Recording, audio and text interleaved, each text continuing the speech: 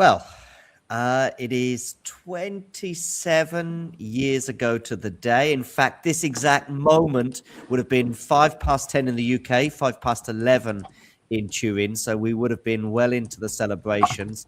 There have been a few videos over the last 27 years going backstage and seeing the United. Oh, you can't hear me. Wonder why that is. Just a moment. Let me just take you backstage and I'll bring you back forward again. Can you hear me now? I'm going to take out... Can you hear me now? Can you hear me? Yeah, there we go. Can you hear me? Yeah, I can hear you loud and clear now. Sorry about that. Don't worry at all. I'm going to plug my microphone back in and see if it still works. And fingers crossed it does. Okay. Testing. 1, 2, 3. Can you hear me all right? Yeah, perfect. Brilliant. Okay. I was just rambling on anyway. I don't know if our audience could hear us or you couldn't, but it doesn't matter. I was just rambling on about it being 27 years ago to this almost very minute that the match would have concluded, just before 10 o'clock local time in the UK, just before 11 o'clock in Turin. And I have no idea what the time would have been elsewhere. And of course, in the years since then, we've seen videos, haven't we, backstage in the dressing room of the team celebrating. I think there's beer in the videos, I think, which is kind of funny because they're in the middle of a treble pursuit. But listen, let's reflect on it 27 years on, Wayne. What are your thoughts sort of 27 years later? I mean, just your general thoughts. It's funny that we're talking about this because I was literally writing about this match last week for something. Not with the anniversary in mind. It was just something I was working on, and I was writing about it. So, and I was in the moment. I was listening to a lot of interviews at the time, from the time. So my memories of it. I mean, I can distinguish my memories of it happening alongside the work that I was doing on it last week.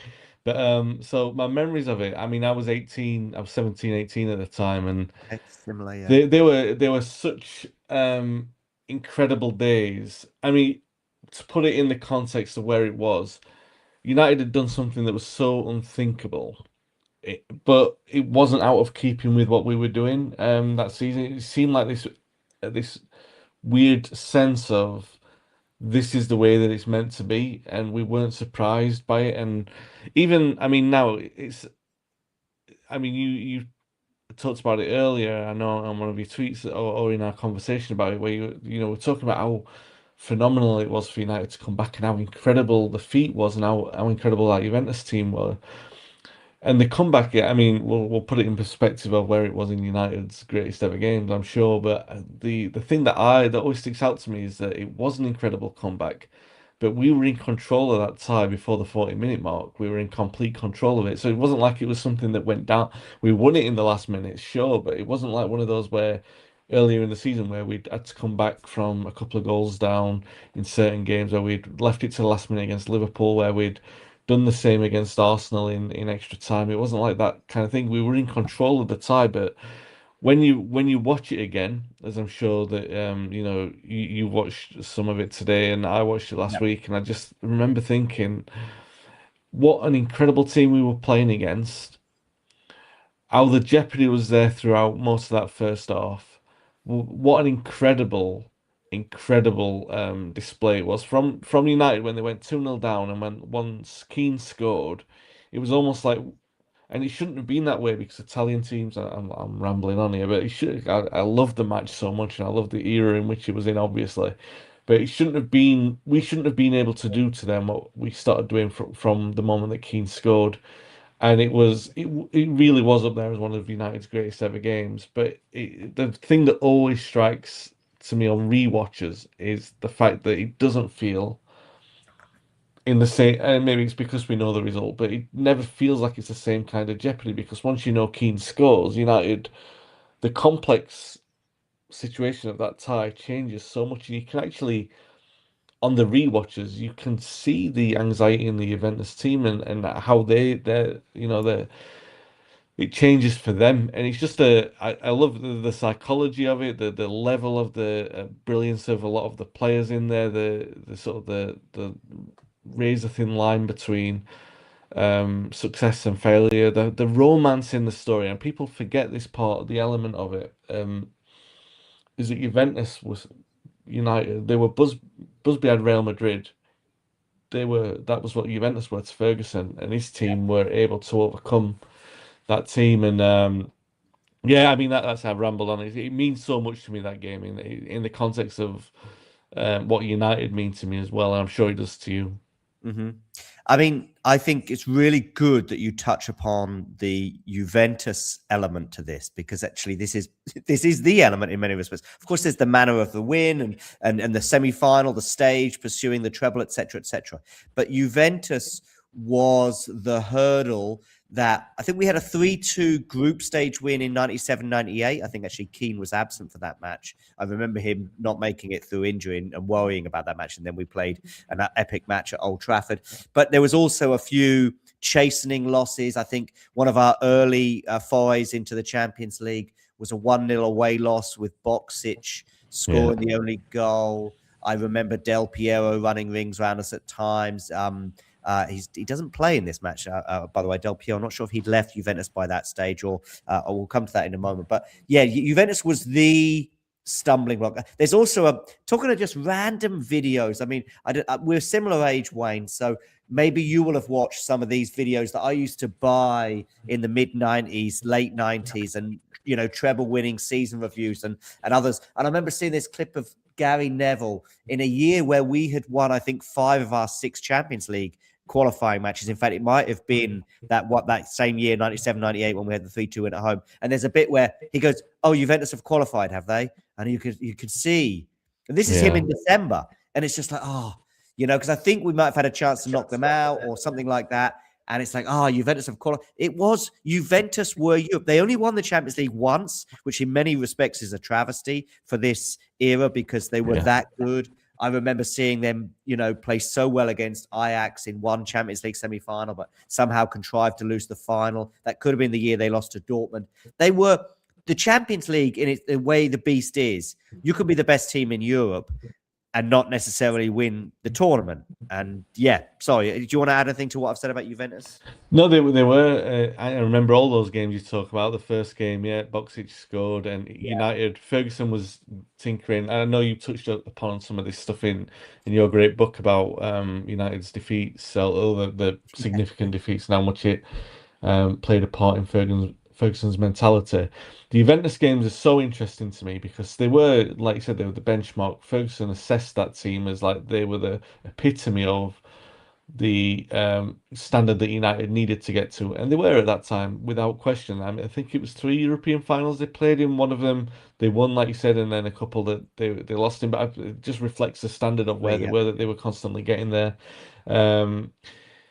I think Del Piero was injured at the point, but I mean the team itself was strong enough, and they had you've got to remember the turnover of players they'd had from even the first time we played them to, there you go, give it the plug. Well, I'll get one or two of your books up shortly, Wayne. But you don't need to do that. Right. No, it's a great book. The first time we played against them, I mean, they just sold Ravanelli, or Ravanelli played against us even, and then they went to Middlesbrough. They had, like I said, they had Boksic, they had Vialli, they had all these great players, and they moved them on, and the turnover.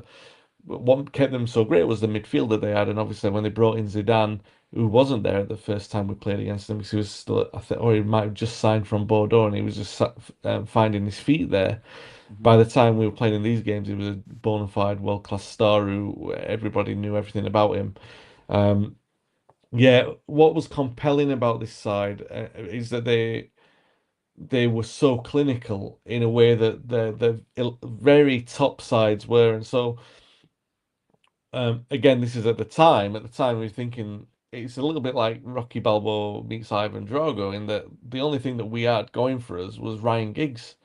Because Cantona played in a 4-3-3. Ferguson was tinkering with the formations. It wasn't working. Cantona didn't work as a lone player in that 3.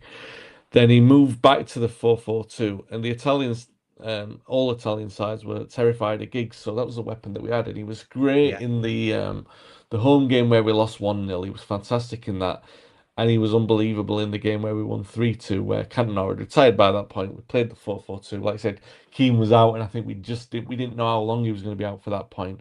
But he trusted Sheringham, he trusted Scholes. Scholes came on and played magnificently in that game, and it was the first time that we inflicted any real kind of damage on him, and yeah, obviously that was secured by Giggs's goal in the last minute. It was an yeah, incredible goal as well, and it was like I remember we lost the second group game there, but we'd already qualified yeah. and I remember very well that Neville interview. I can remember he had a cut lip. We'd just Okay. played Bayern Munich. It was that controversial end to the game where it's kind of like we closed it out because we wanted to make sure us and Bayern had the draw, and Barcelona were definitely eliminated. And I think once they had that little bit of kidology, then they were checking the other results, and then Neville was fed the line that. And it was a great expression because I think that said it all. Is that nobody wanted to Yeah, play them. I've heard a yeah, lot of revisionism about this Juventus side that in 98, 99 that they weren't as great as they were. And that's based on the fact that they were underperforming in the league. And they yeah. changed manager and Ancelotti came in. Ancelotti, yeah, And yeah. yeah, a young Ancelotti. Yeah, because it was. I want to say, I'm sorry to interrupt, but I do remember thinking, oh well, and I think Ferguson might have mentioned this in his first book, where he says like he was. I think he was pleased that it wasn't Marcello Lippi, who he called Yeah. a good-looking bastard. I think, I think he compared him to like Paul Newman or some famous Hollywood actor as being like, and he was that sort of cool, calm, collected customer. But Yeah. anyway, sorry, carry on, Juventus. No, yeah, they were a great side. I mean, you look at that team, you can see it on the screen there, you know, that Ferrara, Conte in there. And this is before you get to the likes of Zidane. They'd recycled the forwards. They got Inzaghi in there. Igor Mon Tudor on the bench. What about that? There's a name for you yeah. to bring us to 2026. Look, Tacchinardi though, and the Yeah, I one know that Montero always as well. Great defender, Montero. Montero was a great one because he was the comedy villain of the piece. Like you remember the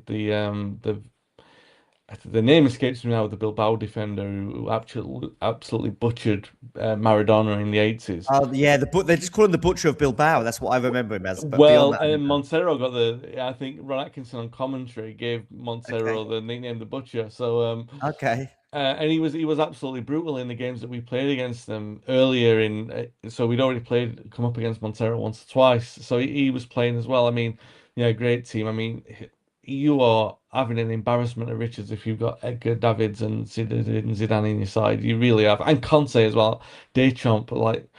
I think Cantona famously described him as the water carrier, didn't he? But I mean, yeah, look at he that. did. It's an absolutely immense midfield, and yeah, just a great, great team they were playing against. And I wasn't labouring under any apprehension that this was going to be an easy team. When we played them in the home leg, Ferguson he had to change his tactics at half time because Beckham and Giggs. I think Ferguson might have underestimated how good Juventus were in the middle of the park, how good Okay, that trio was. I think Conte played a it was little bit Conte who more, scored the goal, wasn't it, at Old Trafford? yeah, Yeah, and they were a little bit more compact in the middle than what they were in Turin. But they were yeah. running rings, and Keane was absolutely livid with the fact that he wasn't getting any protection in there.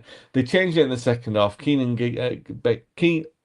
was central anyway, but Beckham and Giggs became more narrow, Okay, and United changed the tactics, and they rescued a draw out of it, which they deserved, but they they did. Yeah. rescued it nonetheless. Um, but they were very good, Juventus, that night. They could have easily won that game, and United couldn't have had many complaints. So, I think and the the other goal thing, was, I think it was incorrect to be ruled out. I could be wrong here, and this could be just Man United bias, but I don't think that Sheringham goal in the first leg was offside. I don't think.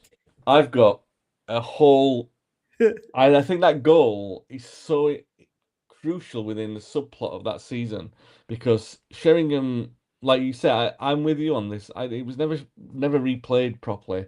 It's not In the really you important never either got a proper. because, No, but it's not really, but I do think it is because I think there are some elements of it.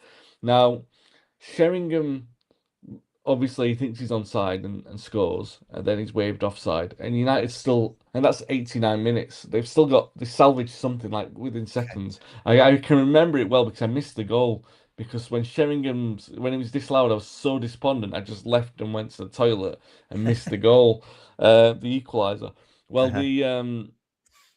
later in that season, we played Middlesbrough, and for some reason, Ferguson decided to play Sheringham and York. Okay. Sheringham, there's a goal that's ruled out. Keane shoots. Sheringham scores the rebound. He's onside. The linesman waves him off. Okay. Later in the off, Sheringham, I think, sets up York's goal, and United win 1-0, and they're confident enough and they're going through. When you go through to the final, and Sheringham finally does score against Bayern Munich, there's a Hmm. second where he looks over at the flag. Yeah, of And course. people Yeah. miss it. People miss it, but he looks over, and I think like that's the subplot of the Middlesbrough game, and especially the Juventus Okay. game. The romance of, well, not the romance, just the extra subplot of thinking, am I onside? Can I Hmm. celebrate in a Third world time before lucky. VAR? He's Yeah. just having that look over, and he's like, yeah, it's there. I can celebrate, and I love that because I think a lot of that's a detail. It's a detail, and it's just a detail there that tells you a lot about what Sheringham was, the impact he was having at that point in the season where he'd been frustrated, he'd been on the sidelines. I know he's on the bench in this game and doesn't get on, but you got him and Solskjaer just waiting for a chance, and they were already influencing proceedings at this point, but they didn't get the chance. And whenever they did get the chance, they're invariably influencing the game. And I love that idea that Sheringham's so unsure because of the past incidents of that flag. He's been burned too many times. He just has to have a look over before he starts celebrating. And the flag obviously never comes in the final. He doesn't play in this one, but he played a very important role in the first game because it was his Yeah. introduction that basically what had happened is when they played more narrow, I think Sheringham came on. They changed the system, and what United played was a variation of the way that they played against Porto at home in '97, where they played 4-3-3. So Sheringham Uh-huh. was behind two forwards, and I think it just it helped United settle. And he was brilliant. He was Didn't he? I think in the FA Cup final, maybe he played a similar role because he came on for. He's the guy who comes on for Keane in the FA Cup final. I think when Keane's injured, and I yeah. think he plays like an attacking midfield role behind Solskjaer. And or does he? No, no. Hang on a second. Does he start the FA Cup final? Or am I? Am No, I? he came on for Keane. Yeah. You quite your memory's perfect on that because he comes on for Keane.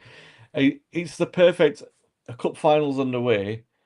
Sheringham's first touch is like what you would do when you were if you were training or having a kick up. It's all a kick around. It's exactly the same thing. He's like gets the ball out of his feet. He does like a little shimmy, and then he just plays a 1-2. It's like he's basically like he's just entered a kick around, like run onto the pitch where they're having a kick around. It's not the FA Cup final in his brain by the looks of it. And yeah, magnificent goal that he scores as well. And yeah, it all adds to the plot that Sheringham was playing at that point because he'd really up until March he'd not really played anything of the season. So um He hadn't, but there's a couple of things I want to just interject with you on here, Wayne. yeah. Is the four almost certainly Dwight and Andy will have had the most minutes by, I guess, a comfortable amount, but the four still got so many minutes on the pitch because we did play 4-2-2, 4-4-2 most of the season. Yeah. And in fact, there is one thing I want to highlight that just as you was one of probably the rarest of the combinations was the Sheringham and York combination. It makes sense because they're both the kind of players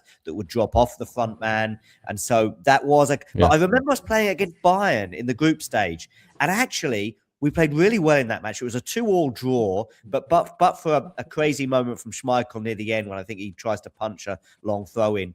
We were we were starting to play the big guys and almost dominate. And in the second half at Old Trafford and for large spells of this match, we would dominate and the biggest of them all.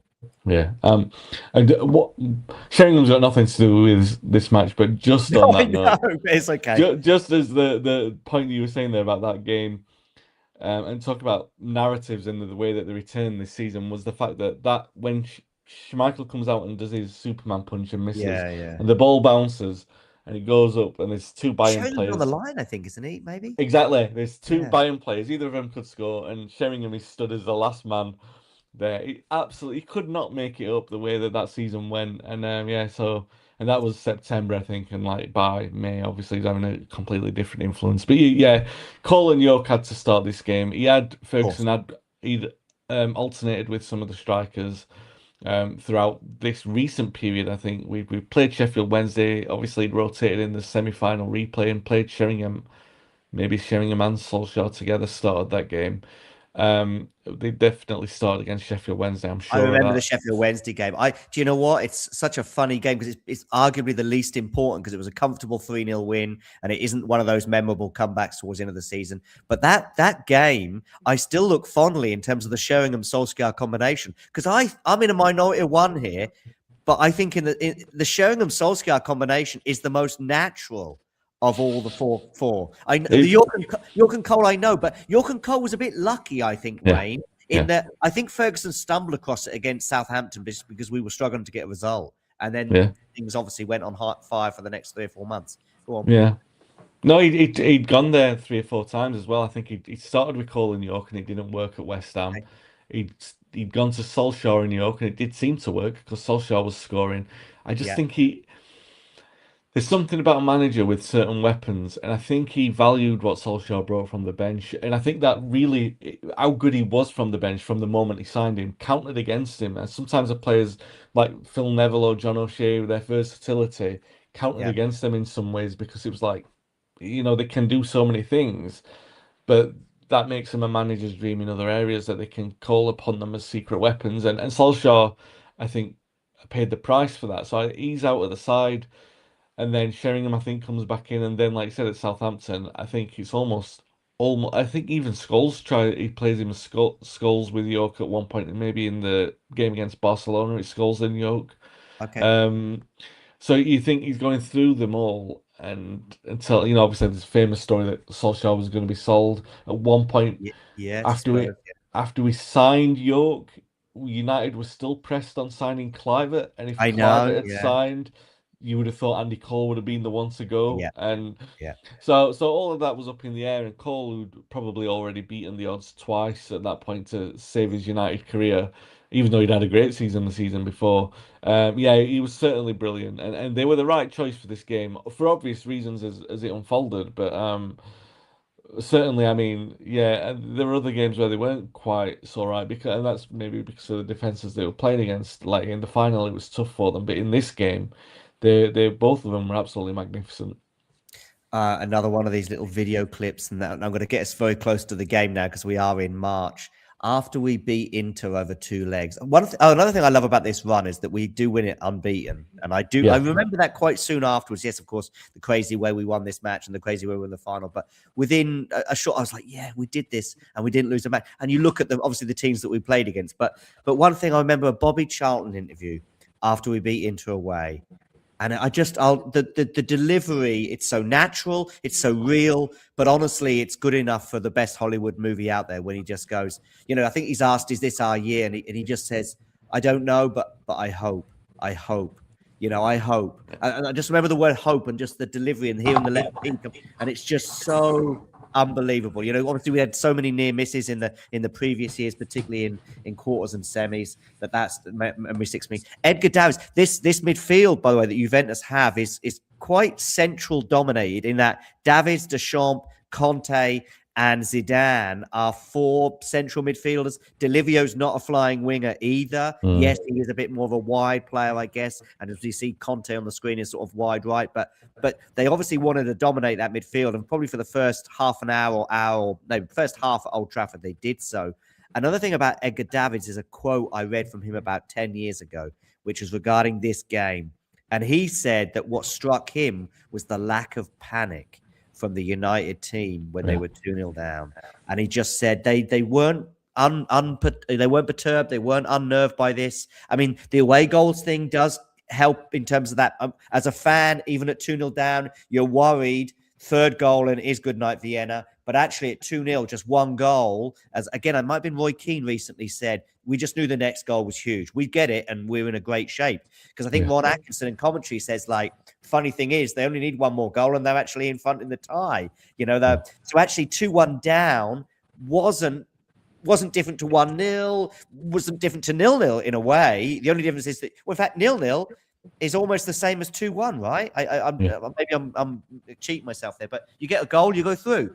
Same as at 0-0. 0-0, you're going out because we drew 1-1 at home. So I hated the away goal because it killed us so often, and yet in this match, perhaps did play in our favour in a way, albeit that it doesn't matter come the end result.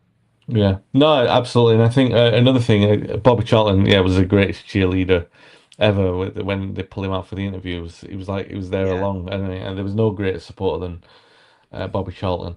But there was another interview that struck me. Bill Folks, a few of the Munich survivors had been interviewed for the 40th Okay. anniversary of the year earlier, and Bill Folks had said that this United team were in exactly the same stage of development as the Busby Babes had been when they were struck down. And it always stayed with me, that line, because, and it did, like, I wanted to keep going back and looking at this because it's so accurate.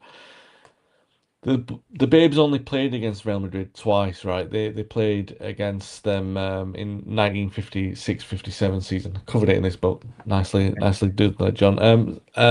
And they were embarrassed in the first leg. Embarrassed by the fact that they were scared of the stadium a little bit. They went to the Bernabeu and they were like, "Good grief, this is an arena. This is a cathedral." And the Babes were, for the first time, a little bit scared. They went 2-0 down, and then the likes of Duncan Edwards went, "Do you know what? No, we're going to put on a fight here. We're going to try and rescue this." They pulled it back to 2-1. Madrid were used to this kind of situation. They'd already played in European competition for a year. You know, they faced so many teams who weren't scared of coming, who were scared of coming to the Bernabeu. United probably a little bit excited after they scored their goal, immediately fall victims and concede a third. At Old Trafford, it's the first ever European game at Old Trafford. I think there's an anxiety to come back. You've still got this young team against this very experienced Real Madrid side. It's the first ever European night at Old Trafford, the first night under the floodlights there as well, and the anxiety with the home fans and the home team, still that youthfulness. They go 2-0 down, so they're 5-1 down on aggregate at half time, and it's all dead, the tie, apart from the fact that Duncan Edwards like just refuses to give it up. And in the second half, his performance, Bobby Charlton, I think his quote, when you read it, he's like, I looked at him and he was just like, he seemed to be offended by the thought of defeat. And Charlton's, the way that I read it is almost like Charlton was frustrated as a player. They're like, God, this guy's just not letting us just sit down and relax. And United come back and they draw that game 2-2. And of course, as you know, they were unbeaten for 40 years from that point in European football at Old Trafford. And that stems from the first game and they came back. But more importantly, is it was a big, significant test of character against Real Madrid that they came back in the second half. At one point, one of the Real Madrid players was time wasting, and Edwards and Roger Byrne grab from this game. In fact, that's on the screen. Edwards and Byrne grab. Did they wear all red in this game, United? By the Yeah, way, yeah, and the stripes down the side yeah. are silver stripes on the because in case of the floodlights, I don't think they needed that much distinction against an all white side, but they apparently did. So yeah, in the second half, the fact that they came back to 2-0 down, like I said, there was a time wasting Real Madrid player. Byrne and Edwards threw him off the side of the pitch to sort of say, let's get on with the game. But the likes of Charlton, they were looking at Edwards and they were saying, God, look at the way that we were inspired to come back there. There's something better for us in development. So that was the hope for the next time we came up against them, that we would show that stage of development. And unfortunately, Munich meant that never happened. Where Folks was dead right about what he was saying about United in that same stage of development. And Juventus were the barometer of that development. So for them to get to where they were in this game in particular, this was the test for them now. This was the test to say, are you you now at that level? Are you now ready to take that step?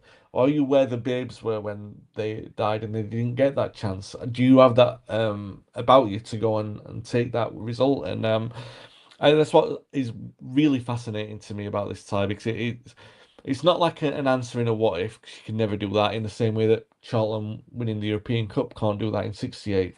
But it does give you a greater level of conversation to add to that, to say like, well, yeah, well, you've got this evidence and you've got this other tapestry, this other part of the tapestry that tells you this story, and it gives you further vindication in the idea that the Babes would have gone on and dominated.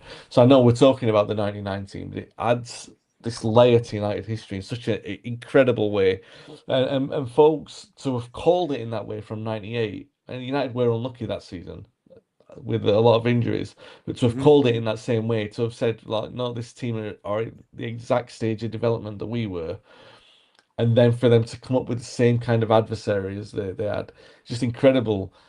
A narrative that again you couldn't contrive really, just a remarkable narrative.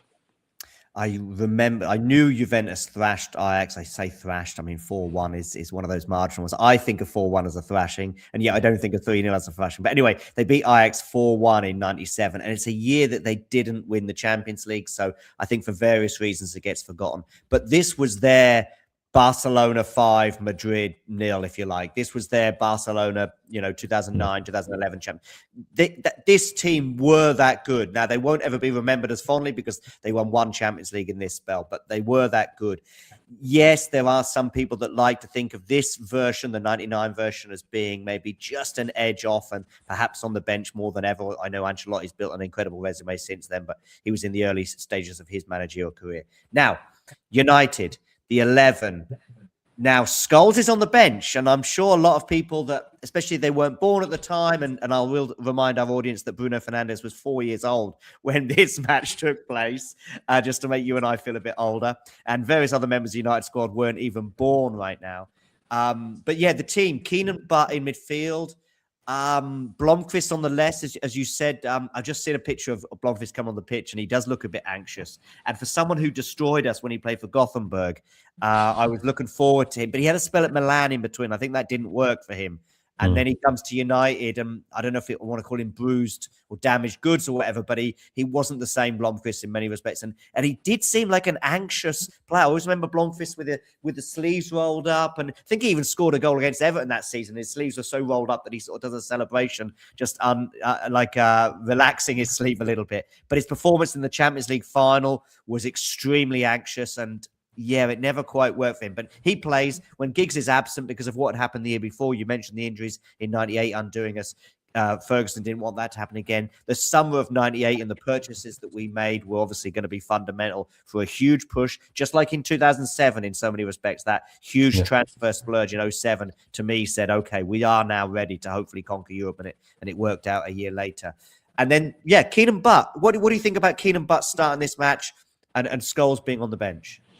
No, yeah, I mean that was part of the. I mean, Scholes played in plenty of big games this season. I know there's again a narrative now that he didn't do that, but he did. I mean, Keenan Butt were an outstanding midfield pair, and that was when Away in Europe, right? exactly. And Scholes was earlier in his career. He was an attacking player on a number 10. Ferguson loved him in the hole there, and he liked to play him there whenever he could. So it wasn't like he never played in big games. It was just finding that kind of a role for him. And Keenan Butt was so tested and tried and tested, but was the reason why he was comfortable in selling in. Really, Keenan evolved into the best midfielder in the country, and yeah, they were so good at the controlling the pace of a game. They couldn't do that against Juventus. Really, because Juventus were too good, they would control the pace of the game, and really, what they had to do is settle into the rhythm of it and control the rhythm of what United were doing in a game like this. And that's a crucial distinction. You don't see a lot of top teams who are able to notice that, because some teams get caught up in the rhythm and the pace of the game, and the better team will, or the more experienced and better team who are more informed will always sucker punch you into that. This is where United were brilliant on the day, because like you said earlier, it was a very peculiar set of circumstances that led to them being mentally in charge of this game. And really, that was the test for them, whether or not they would be mentally in charge of it by the time it got to the time when they had a foothold in the game. Whether when Keane pulls them back into the game, do they then capitulate from that moment in time, or are they able to take that step and go toe to toe with them. There are several passages in this game where Keane and Butter almost they look too close together Okay. sometimes. But Yeah. the way that it looks to me, or at least when it's looked to me when I'm watching it back, it feels like they look too close together. Or Keane's too close to the fullback, and Butt seems to be a little bit in no man's land sometimes. That wasn't helped by Blomqvist. I think he was a little bit anxious in this game. There was a lot riding on him, because the Italians were traditionally so terrified of Giggs, and I don't know if he thought that that was the level of expectation. Whether going back to Italy, where he'd had a rough trot there already, that it wasn't the kind of game that suited him. I know Keane was not particularly enamoured with Blomqvist's pass for the Oh, of event course. Yeah, that for the ends. yellow card. Yeah. But I thought Keenan Butt were fine. You don't expect them. I think people on reputation of this game and of the players, the way that we talk about them, is that people, when they do a rewatch of this, they expect Keenan Butt to dominate David's Deschamps and Zidane. But it wasn't about that. It was about spotting danger, particularly around Zidane. Keane is persistently in the channels to stop Zidane causing damage. Where I mean, Zidane's really his rise to ascension to be one of the top players in the world was staggeringly steep. Within 18 months, he'd gone from, I thought, a fairly average European player when he was being linked to Blackburn. I know it's a joke these days, Blackburn. Yeah. but Yeah. it wasn't really a surprise. It wasn't like you were going, oh, he should be playing for Arsenal or United. You were thinking, oh well, oh that was that player was being linked with Blackburn. So his actual rise, his ascension to the top of the European game was so quick and pronounced. So, and I think the respect that he's shown to him in this game is the fact that Keane is, from what happened at Old Trafford, Keane is on pure firefighting duty for the first 25 minutes. Before he scores, Hmm. Keane's shutting all kinds of avenues off, and I think it's magnificent midfield play from him, even from that point. But still learning, not quite as refined as Keane, but a great able partner, as like Scrappy do at the side of him. Do you know what I mean? He's there. He's not going to go missing, and he didn't go missing. But I just think he lacked that sort of finesse. Obviously, of all of those five midfielders we've talked about, he's lacking the finesse that the other players have got in there. But it wasn't lacking in terms of quality. It's not like he didn't deserve to be on the pitch with them. He was absolutely magnificent. He was a great passer of the ball, Yeah. very, very economic. The greatest squad players in these kind of squads who aren't the over shouted heroes like your likes of Beckham or your likes of Dwight York, who could do something elaborate. Are the players who can just keep it ticking over, like Ronnie Johnson, very economic, Nicky Butt, very economic, very underrated in the way that they just use the ball, win the ball, move it on, and keep it ticking along. And I think more than United's ability to read, to set the tempo in this game, it was their ability to read the pulse of it and react to it when it changed. And Keenan Butt had reached the point in their development where they were the perfect midfield pair for that. Yeah, particularly as I say, away from home in Europe, and Scholes comes off the bench, and that makes sense, and he does, of course, and we all know what happens there. Let's talk about the opening 10 minutes or so, and the two goals that go in. Where were we at with Yap Stam at this point? Because I remember one of the two goals took a deflection off him. Of course, we had Pippo Inzaghi scoring, a guy that Ferguson once said was born offside. Just another great Ferguson quote. So many that he came out with, but that's just a brilliant one. I mean, 2-0 down. And the reason why I mentioned Yap Stam is just I don't know if he could have been a bit tighter. Maybe I'm being harsh. I mean, he still gets his foot on it. It is extremely unlucky. Schmeichel, it loops over him. I don't think we can blame him too much. I think the first goal does come from a short corner, right? I guess there might be a little bit of an element of disappointment with the way we defended that.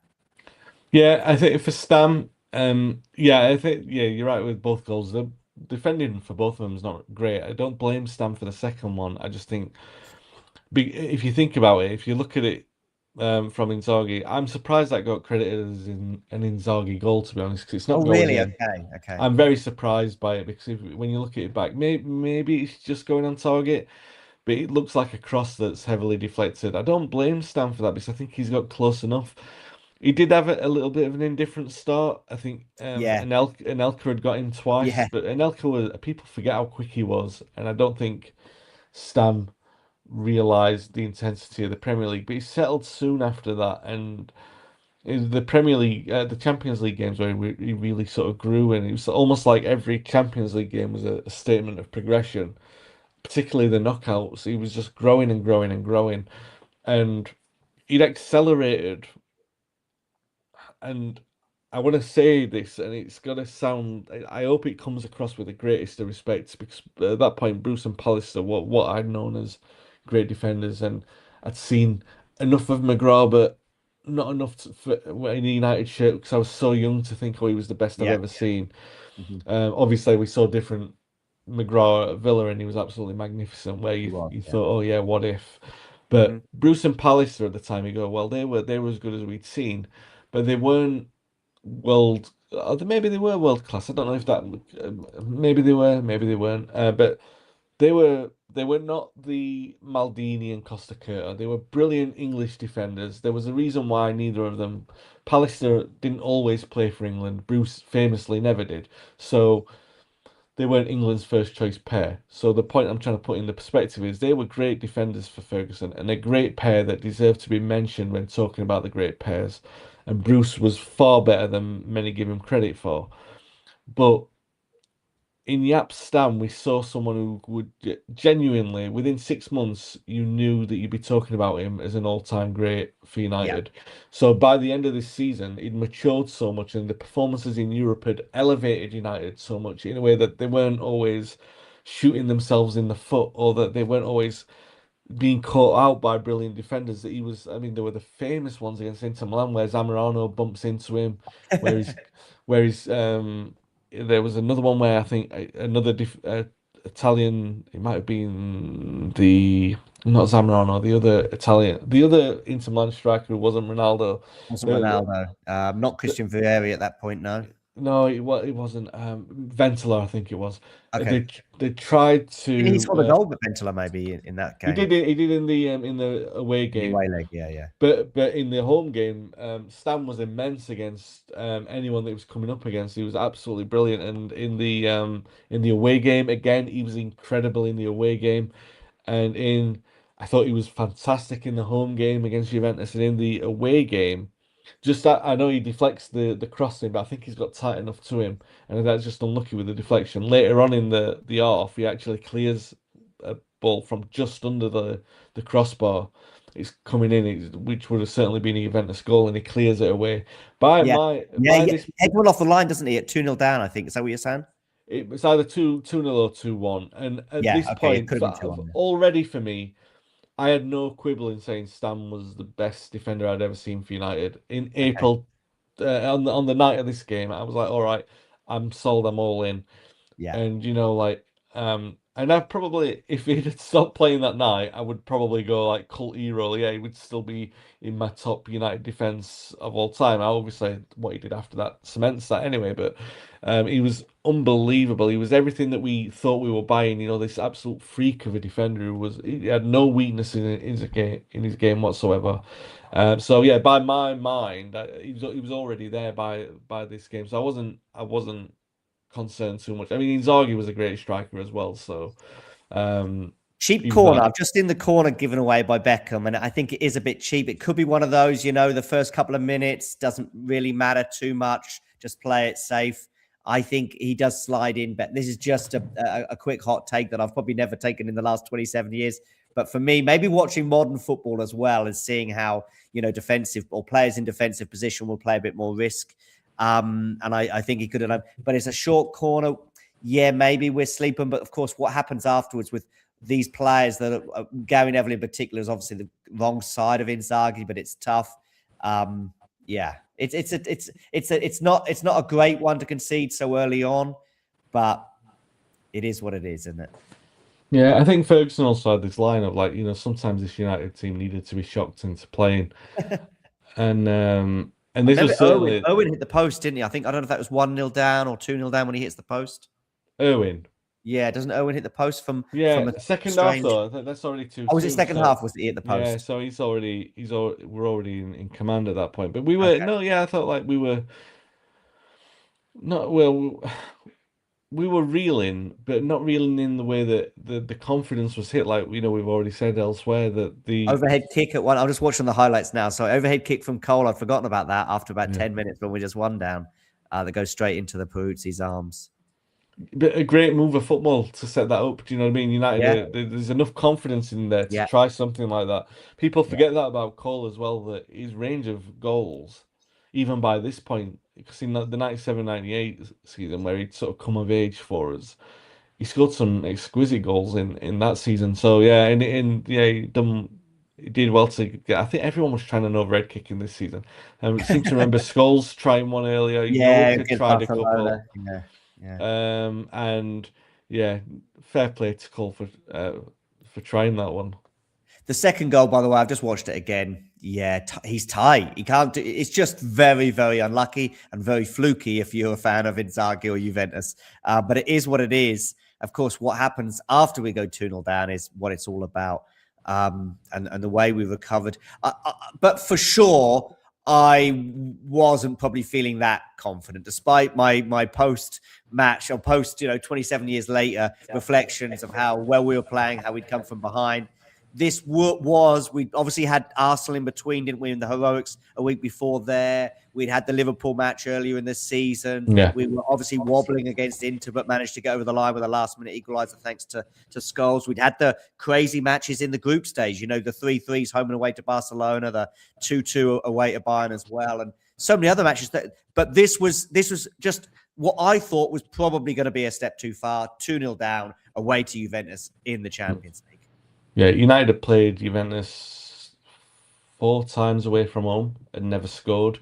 Right. The goal which Scholes scored in Italy against Inter Milan in the last minute was the first time they'd scored in Italy. So wow. Yeah, so it showed you the size of the task that United had there, and yeah, I mean now obviously with the benefit of hindsight and the way that we talked about the mental graduation of that match, it seems all right, like a fairly normal thing to say. Yeah, United come back from 2-0 down, but yeah, at this point in time, I remember thinking, no, we were.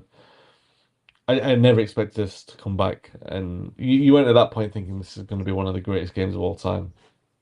And at 2-0 down, there is another one. I mean, we are threatening the goal, as you say, which some of those losses that we highlighted before, that Boxic 1-0 down. I mean, it's 1990. What year would that have been? The Boxic 96, yeah. Yeah, 96, 97. I don't remember us threatening the goal at all that night. It was a 1-0, no. But yeah, we weren't really close. We were just chasing shadows. This one, yeah.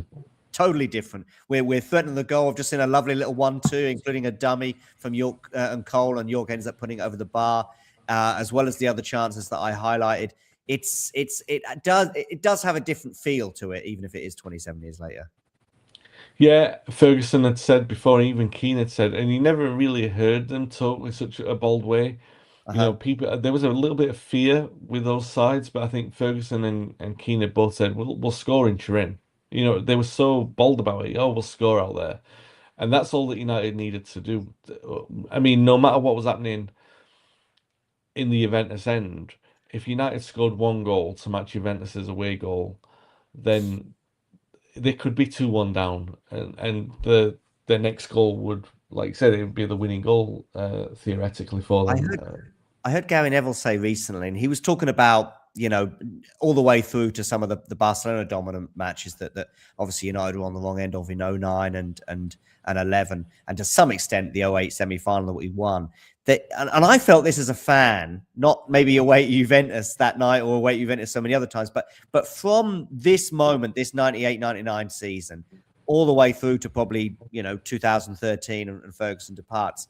Even if teams like the Madrid team, the Galacticos of 2002, 2003, that season, you still felt as though you get a goal. And that is exactly how that Madrid, for example, 2 legs turned out. We were sort of being dominated. We'd be 3-0 down and it could have been 5, but then we'd go and get a goal through Van Nistelrooy. And then same at home. And some of these from 99 all the way through to the end of, even if there were periods of matches where we had to weather incredible storms, we always had a goal in us, really. We always had that goal threat, and that always gave us a great chance of getting through, and none more so than in Turin in '99.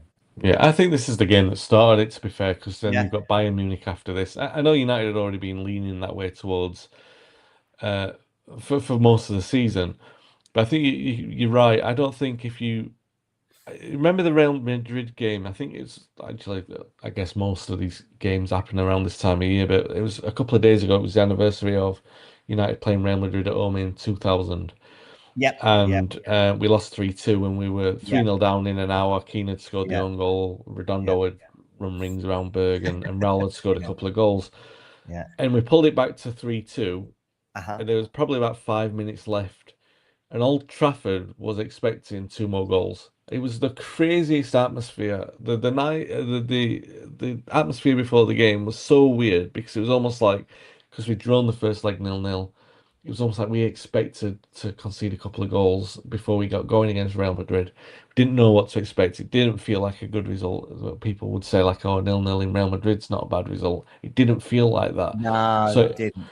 so I it think felt like York might have scored a goal that night that was ruled out for offside as well. That probably wasn't, but yeah, maybe. it didn't feel great. We because of what had happened as well against Monaco and losing 1-0 against Dortmund, not scoring away from home, and there'd been quite a few big away ties that we hadn't scored in. I know I mentioned how we were a goal threat, but it started in '99. Yeah, well, that's what I mean. Like the second half, as soon as we did pull that goal back, I think Beckham scored this like little solo goal, and then Yeah, Scholes which scores he rarely from a scored penalty. actually.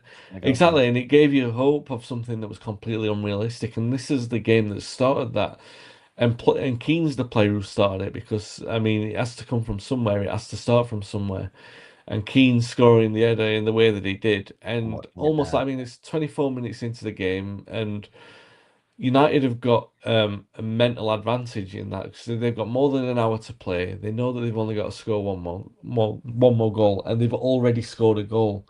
So yeah, they've shown that they can do that. They've already scored a late goal against Juventus. Juventus have got their own mental demons to be getting on with. Like, what do we do at this point? Do we kill this tie off? uh-huh. We know this United team can come back at us. We've already conceded in our group games against them a couple of late goals. Do we really want to be leaving ourselves open to that kind of vulnerability? Really intriguing sort of chess match in the. I mean, Ancelotti, he's only new in the job, so he's not actually been on that journey with a lot of those players. So maybe that's the thing that really does count in United's favour. But the second that Keane scores this goal from the corner is just. It did change everything. It changed everything for this United team because it took them to a different kind of level. Yeah, definitely. And Peruzzi maybe helped a little bit in his indecisiveness. Should he stay? Should he go? But listen, that's not Keane's concern. And Keane, I mean, we haven't mentioned him yet, and I think we have to right now. The whole "covered every blade of grass" quote from Ferguson's first book, I think, as well. Mm. A famous quote, obviously, which he came out with. It couldn't be more complimentary, and yet 10 or 15 years later, Keane is responding to a question in a documentary where you're shaking your head, right? Because he's like kind of insulted by Yeah. it, right? Yeah, but I mean, so much had happened between those points. And again, this is another thing that does interest me, intrigues me that Keane and Ferguson thing, because Keane's the on-pitch representation of Ferguson at this moment in time. Ferguson, I think the completion of that quote is something like, I was honoured to be I was Yeah, honoured to have Keane on the pitch for me. yeah, And then a week after that, Ferguson said, or maybe the days after that, Ferguson actually said um, that he's the best player I've ever had. He said that, and this is obviously that's emotion talking. It's in the wave of that result, and it's uh-huh. the biggest result that Ferguson's ever had at that point. He says Keane's the best player I've ever had. So you go from that, and this is the start of like Keane scoring that goal is the start of. I mean, his performance has already started, but it is the start of the symbolic nature of what happens with this game.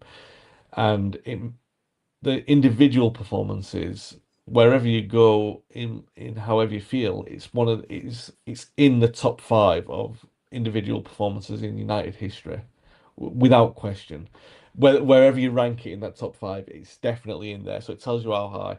I would say within top three, and that there's an argument for George Best in Benfica in '66, and there's an argument for Brian Robson against Barcelona in '84. I think those three are all in the conversation. You might be able to add another couple in there, but those are the three.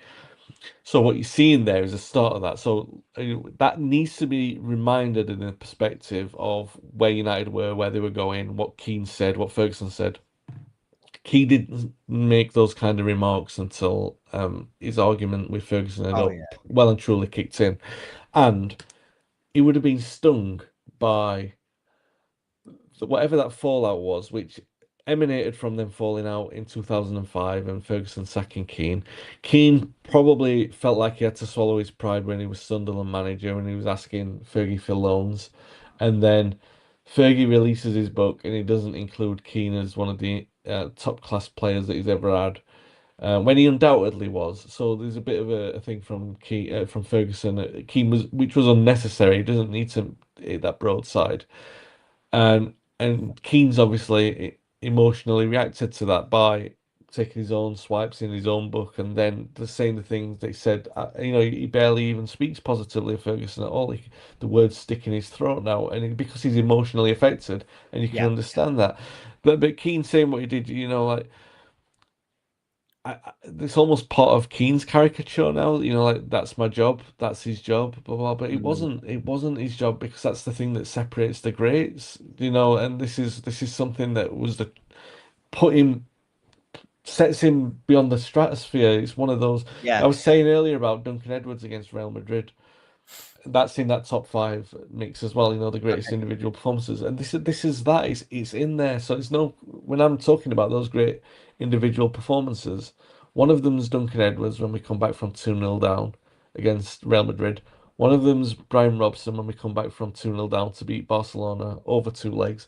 Yeah. And the other one's Roy Keane when we come back from 2-0 down in Turin. This is There's some, 150 years. This is 150. Okay, we're probably a bit yeah, more the last 60, 70 years, but still, whatever parameter yeah. you look at, this is not just your job. Exactly, and he's downplaying that for a purpose, for Yeah, of course. modesty. He's not. There's no false modesty there. Don't get me wrong. It's not a misrepresentation. I know the point what he's trying to do. He's saying he's almost offended by it, um, but he's doing that with the hindsight of he's already fallen out with Ferguson, and Ferguson's contemporary quotes probably wouldn't read like that.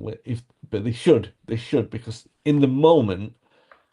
Ferguson was being accurate when he's saying he's my best ever player, and I was honoured to be represented by a player like that.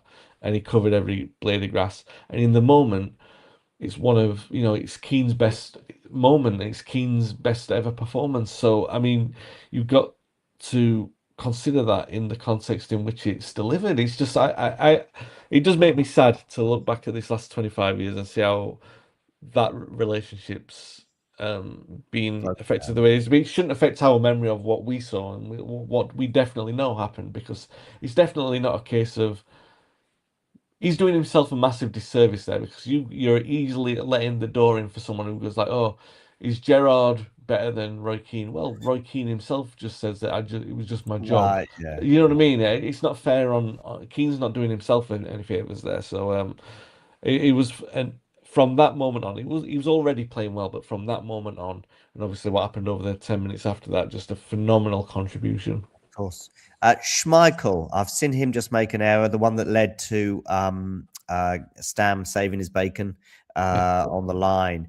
I think Schmeichel had a very sketch for obviously what was an incredible season, 99 treble. You wouldn't think you'd have a sketchy goalkeeper, but because of obviously unbelievable memories from Peter for the previous 7-8 years, Yeah. I think he had a dodgy season, including that particular moment, but also in the Champions League final. Also, remember, he had a little sort of 2-week holiday that Ferguson gave him because I think he was struggling a bit before Christmas. That was around that time that he said he'd be leaving the club as well come the summer. I think he didn't have his best season, put it that way. Yeah, it's fair, but I also think it's fair to say that if I'm saying this to do rose-tinted glasses, but I think if you look at the players one by one, there's something in there that he says a seminal moment of their careers. I mean, obviously you got Giggs' goal against Arsenal, you got Keane's performance in this game, you've got Yoke's best ever performances, you've got Beckham's resilience after Are you the going to 90. mention the Inter match? Is that what you're going to say for Schmeichel? Yeah, I am. But also the other games, well, I mean, and the Arsenal match, the semi-final Okay. save, you know, Yeah. and also Yeah. he made a couple of other good saves in that match as well. Bergkamp seemed really frustrated after there's a great save that he'd made just after the penalty save in extra time. But yeah, the star jump save was Yeah. just, I know he'd done it once or twice before, but never like that. And he, you're absolutely right. He'd not been his best season. There've been a few ricks in there as well, like some really bad things, like against Sheffield Wednesday, he threw one in. Yeah. Um, but he had his moments. This wasn't his best night. He wasn't that bad against Bayern. There were a couple of good saves in there as well. But I know what you're saying. It wasn't his best season, and it wouldn't be the one that he's most fondly remembered for sure. But there were at least one or two standout moments that are like that another goalkeeper would be dying to have in their showreel. If Keane had his best ever performance, of course, it would be blighted, or at least. But I guess this accentuates the level of performance. But anyway, the point is this: of course, he gets that yellow card for a foul on Zidane. He is annoyed with Blomqvist. I think it's more about the fact that Blomqvist was, because he's perhaps a bit anxious, doesn't want to play the ball forward, doesn't want to try and beat the fullback, Yeah. because it's easy just to turn back and lay it back to your midfield. We're 2-1 down at the time, so theoretically we are still chasing a goal. So I think that's probably a part of it. And Keane does miscontrol it in probably what was his only mistake of the night. And yeah, definitely in 2026, it's a yellow card. I guess in 99 as well. I Yeah, mean, he's, there's no he's no complaint. yeah, no complaints about the yellow, the way that he comes across. I think it's also when I remember watching it back last week, Blomqvist, it is Blomqvist's pass, but there's an Yeah. opportunity for Butt to But step in. definitely, yeah, yeah, And I think Keane can't say anything to Butt because Butt's not taking the touch. It's kind of bobbled. I mean, the yeah, opportunity is there for him to do it, but it's just not there for him to seize control in the way that Keane probably would. But he just runs a bit for Butt in the way that Keane can't afford to let it run. Butt can because Keane's there. Keane can't do that because Zidane's there. And it's a classic. You've put me in that position. Just threw over it in it slightly. I don't think it's that bad a ball from Blomqvist. I just think considering the circumstances, and I think he knew instantly, I've got to do this. I've got to do it because otherwise, we've got that step back into the game. And if we lose this run of momentum, you know what I mean. It's you wouldn't want to glorify it by saying it's something too great and act as a selfless sacrifice or anything like that. Because I don't mean that. I just think instinctively in the moment he's gonna. I can't allow him to. There's too much space for him to cause damage here, and I need to stop it. And then afterwards, he's probably thought, crap. yeah. Um, and then so frustrated because he knows he's got to direct it somewhere. And I think it's not a dreadful error by Blomqvist, but it's so iconic in what it means that obviously it sort of intensifies where Keane's blast is going. Definitely, yeah. Well, talking about good passes or good balls, we're about to see a cross from Andy Cole.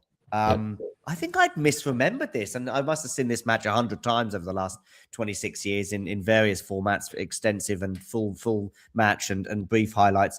For some reason, I thought it was a Beckham cross, but no, it's a Beckham header back to Cole, who then lays it on a plate for his obviously strike partner York. And actually, it was an easy finish for York in a way. I mean, yeah, it would have been disappointing if he hadn't have scored. Put it that way. yeah. I think the move is actually started by Stam as well. One of those Yeah. sort of surging passes. So I think that's what Stam brought that the other players like Bruce and Pallister just didn't have in their locker was his ability to start an attack like that. Sorry, Wayne, whenever we talk about greatest centre halves, there are 3, 4, 5 players in the conversation. And as much as people like you and I, who remember the 90s very fondly and remember Bruce and Pallister very, very, very fondly, even for you and I, Bruce and Pallister never come into the conversation, really. We might mention them as an honourable mention, but Yeah. no one can, because of Europe in particular. And we think of the 4-0, for example, away at Barcelona and some other chastening results. And neither, of course, it really did it on the international stage. Bruce probably wrongly should have. I think he never won a cap, didn't he, Steve? Yeah. Pallister won a few, but wasn't great because for him, he was obviously probably at his peak when Graham Taylor was in charge, and everyone will remember Norway away. So for various reasons, and understandably, and I don't think Bruce or Pallister would mind, Dolly and Daisy would mind us just sort of skimming over them in terms of the all-time greats at the back. Whereas Stam is very much in the conversation. I have my views on it, but it's probably for a separate podcast. No, yeah, absolutely. Just for me, no problem with having just seeing the elevation that he brought to the team. I thought, like, this is a proper top-class European defender. This is something that we've been missing. You don't have any problem with any defender, with any attacker with him. He can handle anything, apart from, at the start of the season. I think even by the end of the season, he'd got to grips with Anelka anyway, so it wasn't a problem. Just those early games where it was cold a little bit.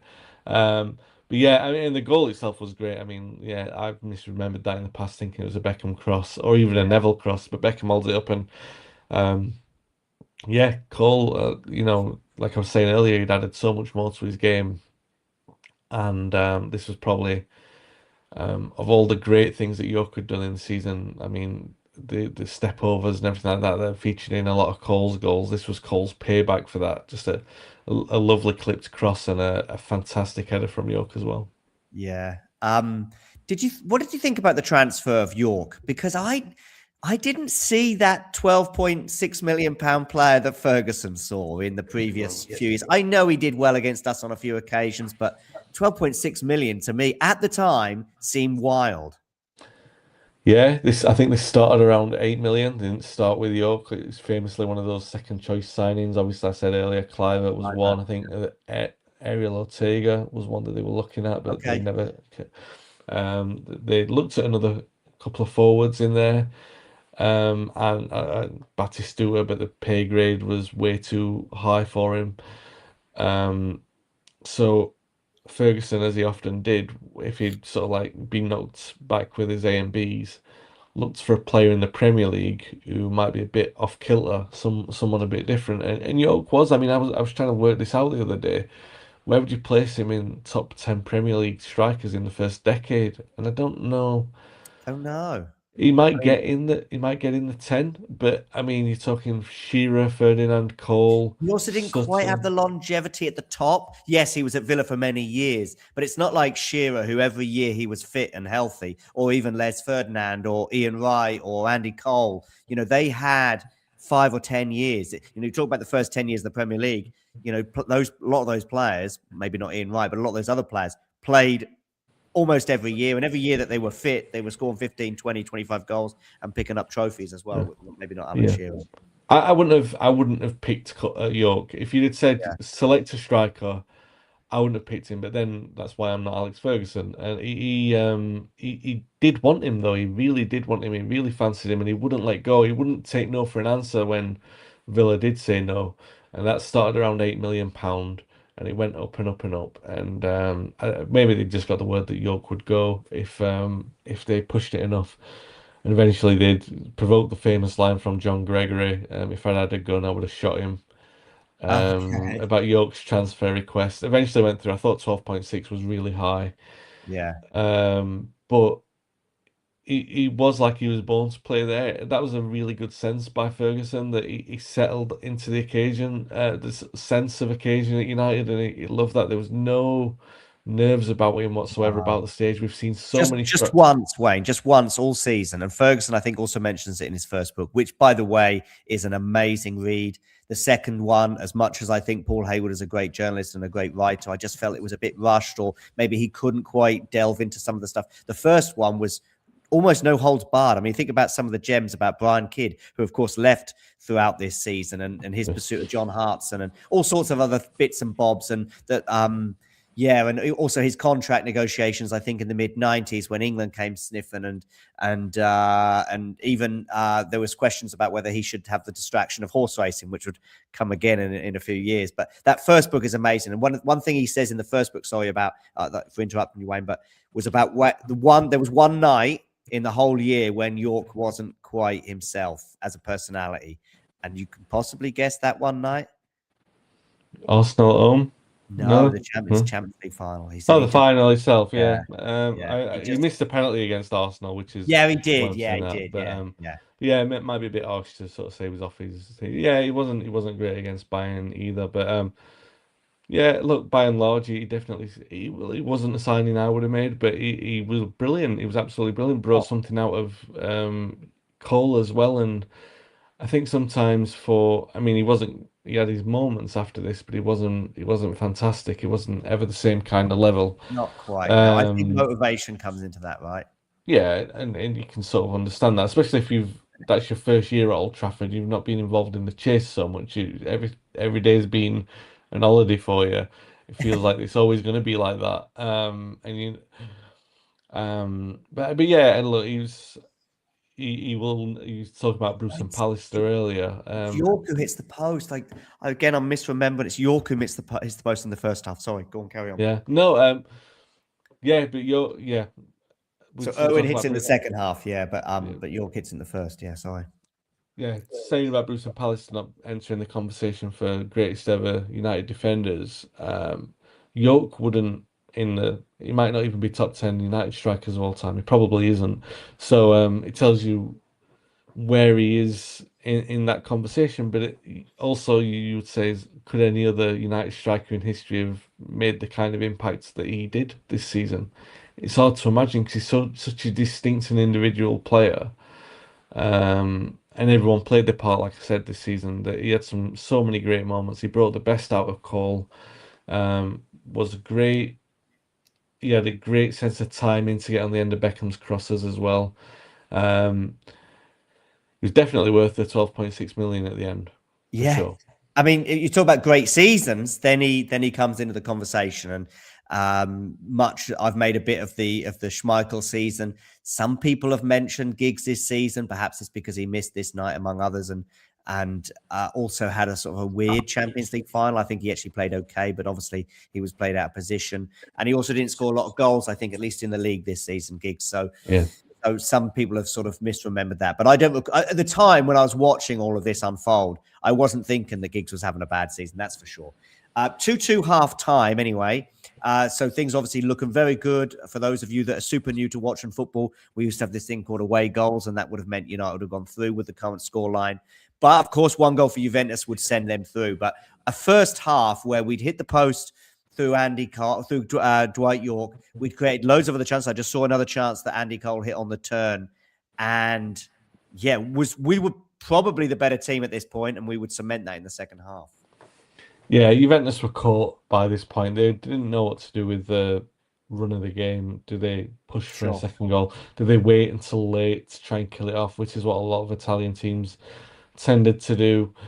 But this Juventus team, Ferguson had called it in the week before. He said that they don't have the same kind of instinct as a normal Italian. They won't shut you out.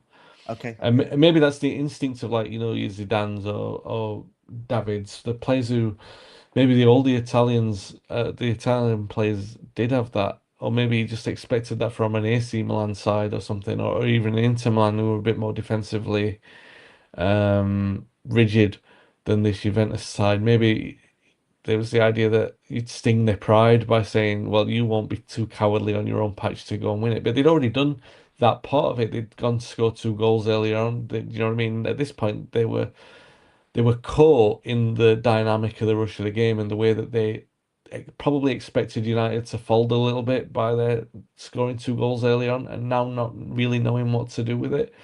Keane had nothing to lose because, yeah, all right, he could get sent off, but he was playing with the will of a man who knew that he wasn't going to be playing. So he wasn't ready to lose his head because that would have already happened at that point. So yeah, from that point on, it was really, this is where the psychology battle really began. Well, it begins from Keane's goal, but I mean, for Juventus, coming out for the second half, and I think you can see everything that they're doing is reacting to United's rhythm of the game, and United were growing and growing in confidence. Whereas before, in every encounter that we've seen between these sides before that, Juventus had always kind of, I don't want to say control, maybe dictated the pace of the game, and now United were doing it for the first time. And this is where Keane and Butt were kind of in their element, in that they were like, I don't say picking off on the counter. I don't mean that, but they were reading the pace of the game so well. They were reading the rhythm of the game, and it's the first time I'd ever seen a United midfield do that in a European game. That they're going, all right, no, actually, we're so confident in this position that we're in. We're so confident that we're not going to lose from here, or at least that we can score another goal. That we're not going to panic. There's no rush in possession. There's no we need to score another goal within this next phase of play. Hmm. This game can pan out the way that we need it to, and it's the first time that I'd ever seen that. Actually, probably from a United team to have reached that level of elevation. This was that moment of arrival, that Bill Folks had predicted a year earlier. Now they were there, that we were experiencing that they'd gone to 2-2, and yeah, just trying to put myself back in the moment now. Obviously, when I'm 17, 18, not really thinking about it in that kind of context. But now, every time I've revisited it in the last 10 years, and we do have cause to revisit this match a lot and watch the highlights of it a lot, that you can see it and it makes you feel it every single time. You're like, oh God, this is the graduation ceremony of this side. This second half in particular is where this team go like, no, actually we're here. This is the big stage for us now, and we are fully deserving of being here as well. Like I said, there's some not just Irwin's chances, so many great chances for United in this. Yeah. Yeah. There's a goal disallowed for Inzaghi, which is, by the way, some distance offside. I'm watching this, Yeah, like, I paused it right. So he scores, but it is way offside. Backing up, obviously, Ferguson's thoughts about him being born offside.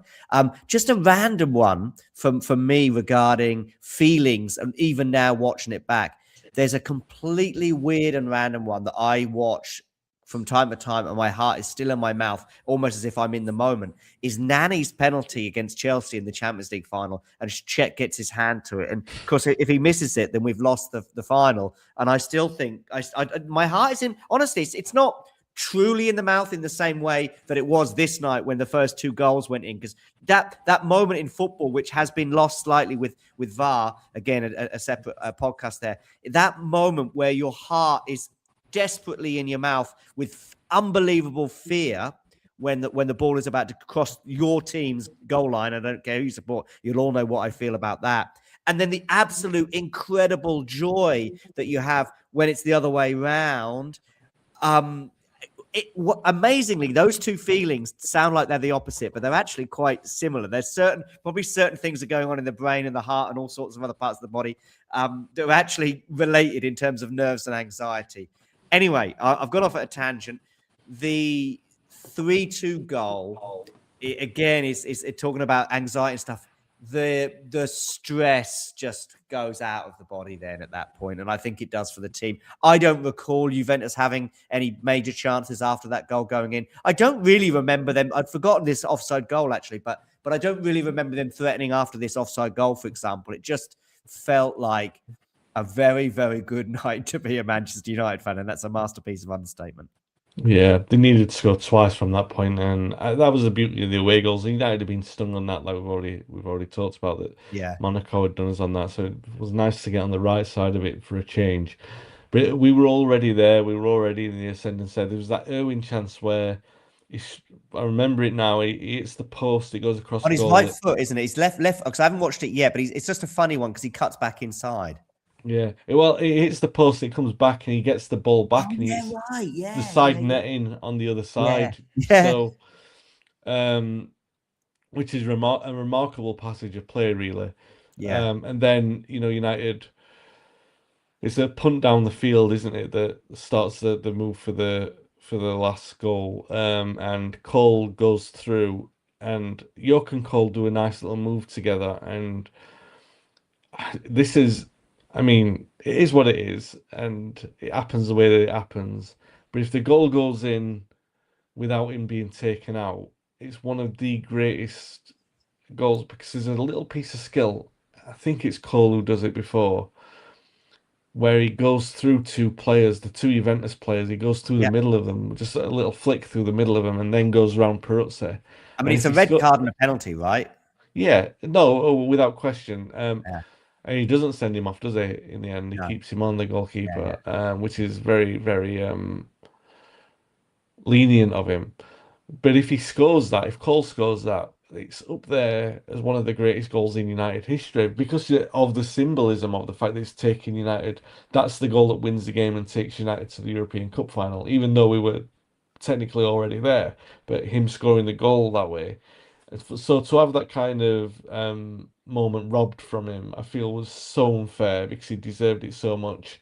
Yeah. Um, and I know it must have been it's York who does it. It's York who goes through it. Yorker It's goes like, through. He bundles through. He's yeah, a bit harsh in terms of assessing the skill. and then Good determination, good skill. Gets it through. Goes around Peruzzi. Peruzzi brings him down, and Cole sticks it away for full speed ahead. Barcelona. yeah. So York deserved the goal, and he deserved that Yeah, moment. he did. But the thing is, with those two in particular, with their partnership, there was a lot of self-sacrifice, and perhaps in a way that goal epitomized that.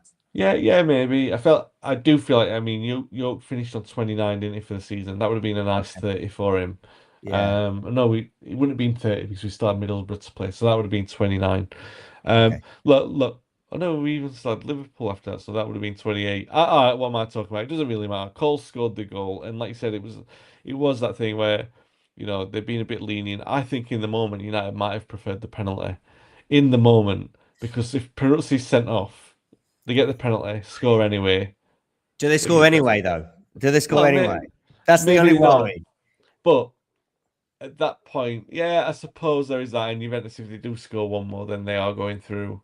Yeah. Um, yeah, I don't know, one of those things. But yeah, like I said, the last 5 minutes, it was so strange because you could never rule out the propensity of a Manchester United team to shoot themselves in the foot. But Uh-huh. even at that point, I didn't think we're going to concede 2 goals in the last 5 minutes, and it felt like you could enjoy it. Like teams.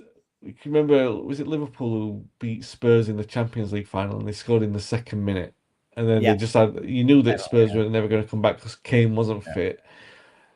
If you think about how long United have had to enjoy their biggest European nights, they had 10 minutes in 1968 of knowing they were going to win. Didn't have Okay. any time in the Champions League final of 99.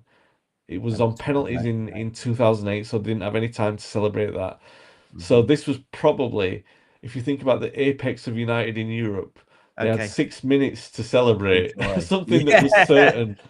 So Yeah. it seems like a bleeding lifetime now looking back at it. But it was the first time thinking, yeah, do you know what? We're not going to blow this. It feels really good. And also to recognize that they'd scaled something that was so this within the greater context of we weren't going for the treble and we hadn't won anything at this point. The mini battle of having finally beaten Juventus in the game that counted was so phenomenal. And also you'd seen Keane put in this performance, which obviously has greater perspective, greater context afterwards. But United to win the way that they did was just also coming back from 2-0 down. You know what I mean? We'd come back and we'd won games in crazy fashions that season.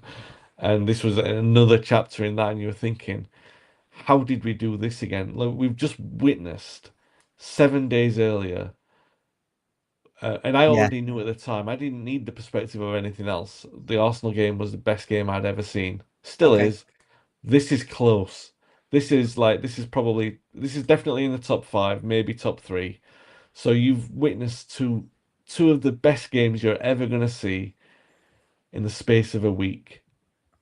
There's no that I don't think at the time you can put that into the right perspective. You can only enjoy the journey, and we definitely were. I just remember being blown away, thinking anything was possible, and I love that thing of like when football makes you feel that, and there are only certain elements that can come together to make that happen, and this was that. It was just absolutely beautiful, an out of body experience for sure. Yeah. And it felt like it for a few weeks in so many ways, with the exception of probably 89, 90 odd minutes against Bayern. One other thing I've skipped over though is of course the yellow card that Yes. Scholes got. I mean, there are probably 5 or 10 incredible narratives from this match. It's probably number 5 if you have if you have 5 narratives, or number 9 or 10 if you have 10.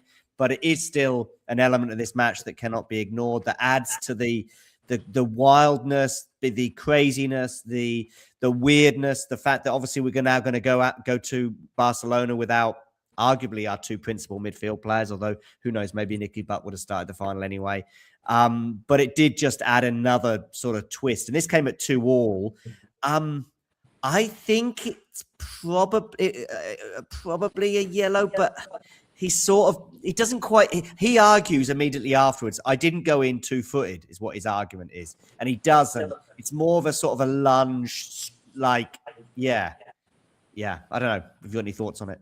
Yeah, no, I think at this point, Scholes was earning the reputation of being someone. He'd be more prominent later in his career, of course, but I think he was developing a bit of a reputation of someone who was upsetting European referees. He'd go in a little bit late sometimes, and I just think that was it was an easy yellow for the referee. I don't think it was properly fully deserved. He'd only just come on as well, or he'd not been on the pitch for. Yeah, he hadn't been on the pitch long at all. He went through Davids. By the way, he went through him in a clean way. You know, he gets the ball just outside the penalty area. I think it's a 50-50 with Davids that he wins fair and square.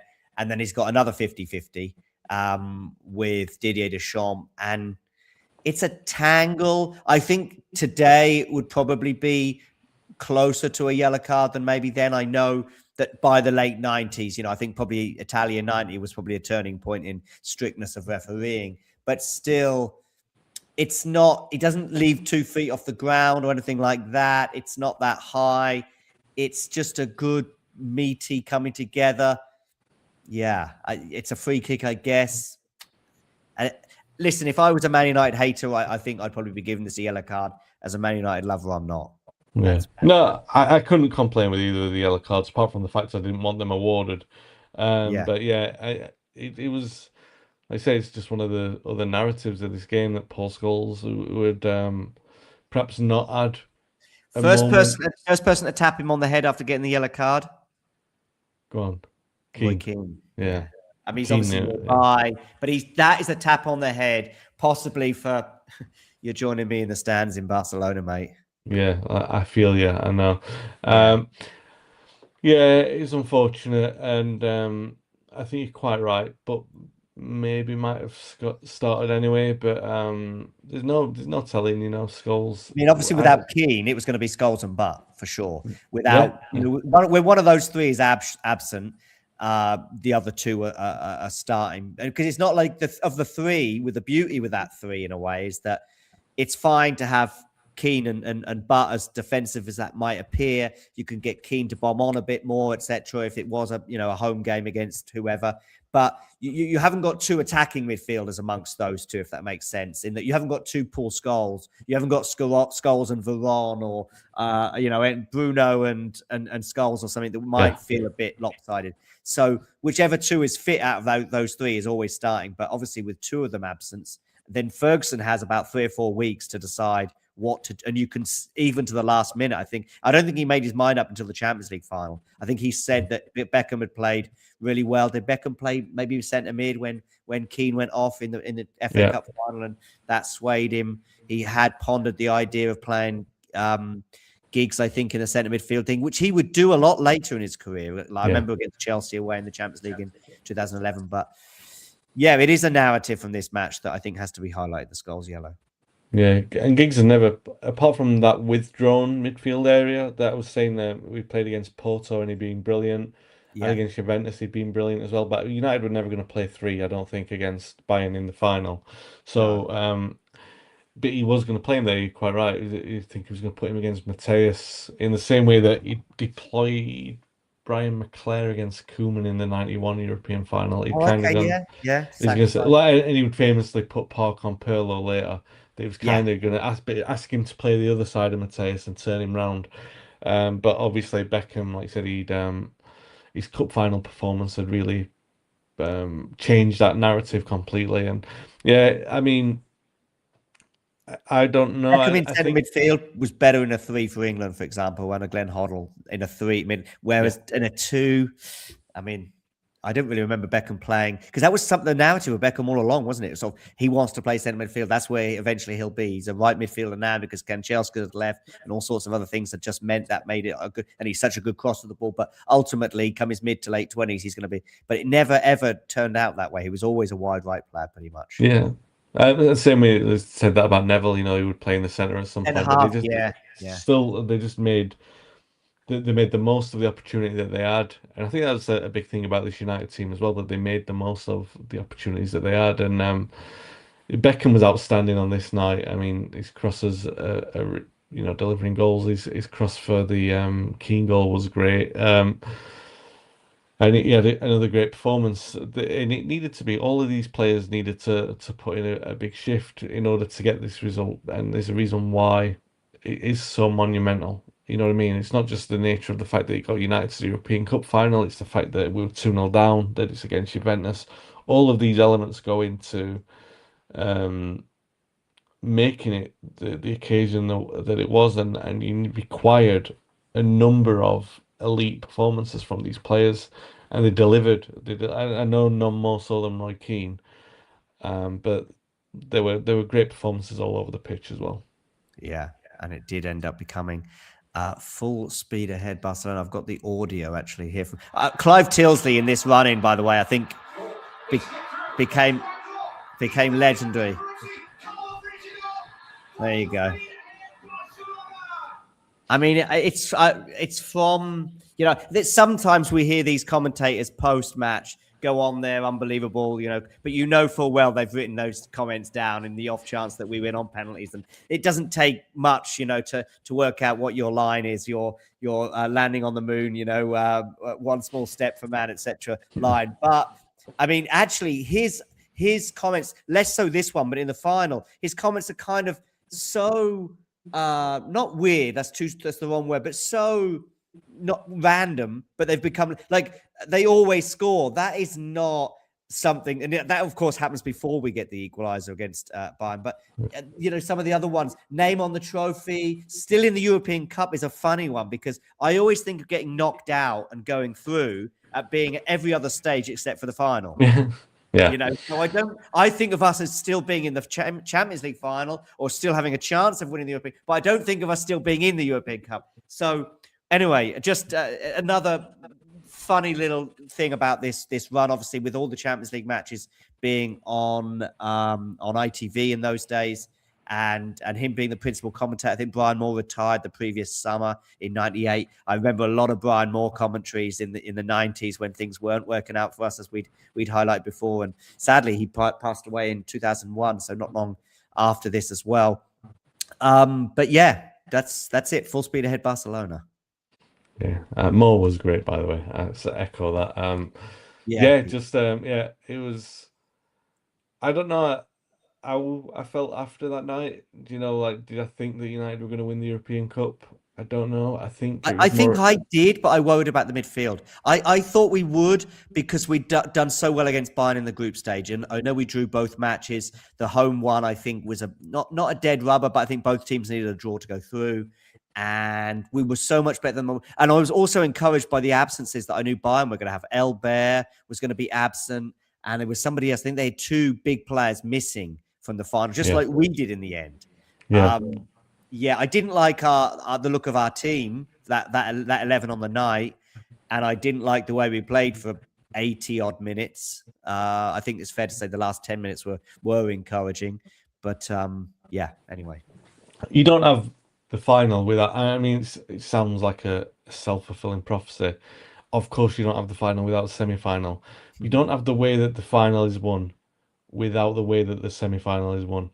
do you think the final happens and the manner it happens is very much related to Liverpool at home, in the FA Cup, this match here, even the crazy way we beat Arsenal as well in the semis down to 10 men? Do you think there is I think it's pretty obvious, but you're very much a firm believer that they all interrelated?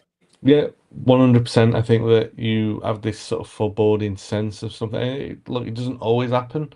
United don't win every game, but I think there was that sense of occasion that when the clock starts, when something starts to whir, and when Sheringham equalised, they knew the Bayern. It's almost like when you watch that final 3 minutes, it's almost like they are the. There's a saying that people rubberneck at a car crash. Yeah. I feel like they were rubbernecking at their own car crash. They were almost like, we are caught in something that we are unable to. We can't do anything from this point. As soon as it went to 1-1, because United, the next passage of plays, they belt the ball up the pitch and Solskjaer wins the corner. And there's such a sense of static from the Bayern Munich team. It's almost like actors assume your positions. Nobody moves.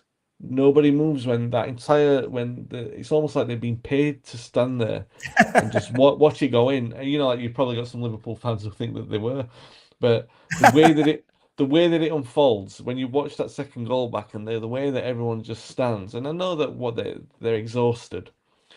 They're exhausted by the fact that they've just put in this effort for. I'm not saying they've battered us for that entire game, but they've put in enough effort to win. They've got enough chances on the board to win, and then they've conceded an equaliser, and they know that United have been there. I mean, also, I know that United's Champions League season and all season that year had been late goals had been a feature of it, and we know that's what we've talked about in this podcast. But Bayern Munich's own season had a run of late goals, some for, some against. Like you said earlier, they'd scored late on against United in the group stage, and I think what had happened maybe mentally to those players is kind of like they've gone, this is what this narrative of this final is, and we're on the wrong side of it again, and there's nothing we can do to stop it. We're almost caught in the tide, and we're almost powerless. And they concede the goal, and the iconic scene of Mateus watching it and thinking, "Good grief, I'm powerless to stop this." You got everyone else is exhausted. I think what was the name of the lad who was on the line? Not Linker. The left back. Not Strunz, was it? Not the one who played for Liverpool either. Mehmet Scholl was a midfielder. No, it's not Babel. It might be Babel. Tarnat. No, it's not Babel. He's on the line. He's just under the ball when Solskjaer scores. So it goes between Korn and I think it might not be Tarnat. I feel it, but he's sort of, everyone talks about Nigel Worthington in '93 when Steve Bruce scores, and Worthington watches it and goes, "Oh, it's gone in," like that. Well, in this one, Tarnat maybe. Yeah, I think it's Tarnat. Tarnat, if you watch the goal back, he kind of goes like he's leaning for it, and then when it goes in, he leans against the post with he doesn't fall down. Let me just look at the names there. It's Linker, I think, is in. You're talking about the second goal here, right? Yeah. I'm talking about. I can see him now, almost in the net. Yeah, sort of a. And he's not sort of like scrawny, too hard a word, but yeah. Once he scores, Solskjaer, he just leans back. He leans onto the post. The post is holding him up. The other players sort of collapse on the ground, but he's sort of held up, and it's like you can almost see the bewilderment on his face. And you can obviously see Sami Kaffour. He's banging around, and he's probably the only one whose emotions are present in the moment. Everyone else is like, they can't believe it. They're so exhausted mentally to get to. I think that's Tarnat in the back there. That's Mehmet exactly what I'm saying. He's propelled. He's actually propped up by the post. And this is a minute, or no, it might be not a minute, but this is a good 15 to 30 seconds after the goal has been scored. Yeah, it's absolutely wiped them out, and they know that it's all over from that point. There's some footage, by the way, that you've probably seen now, but didn't come out for, I don't know if it was 15 years or 20 years, that I'd never seen this footage until, and it's Pierluigi Collina trying to pick up some of the players after this second goal. I mean, that's just, I've never seen that in a football match ever before, where the ref, because there is still 60 seconds, something like that, I think, to play. I could be wrong on that, but I think with the two goals both coming after the 90th minute, and theoretically there should be at least 30 seconds in addition to the three for those. Ron Atkinson, of course, another great quote from him was, what was it when Schmeichel comes out? Oh, the second goal, he said, they must be playing. Oh, yeah, he's got one in Europe already. That's a good little bit of memory from Ron Atkinson, because not every co-commentator will remember that, but of course, Schmeichel had scored one in the UEFA Cup, hadn't he, in a match that we went out to. But we kept our unbeaten record that night. I remember thinking, that's nice. We've got our unbeaten home record preserved even though we went out. It meant something. Just one more thing I want to share, because we have gone beyond an hour and a half. I want to highlight, this is your podcast, right? Your YouTube channel. Yep. Often with Paul Parker. United, obviously, stalwart right back stroke centre half. I'm sure I think I might even tuned in once when you and Paul were talking about Barcelona, because I remember Ferguson playing him at centre half against Romario.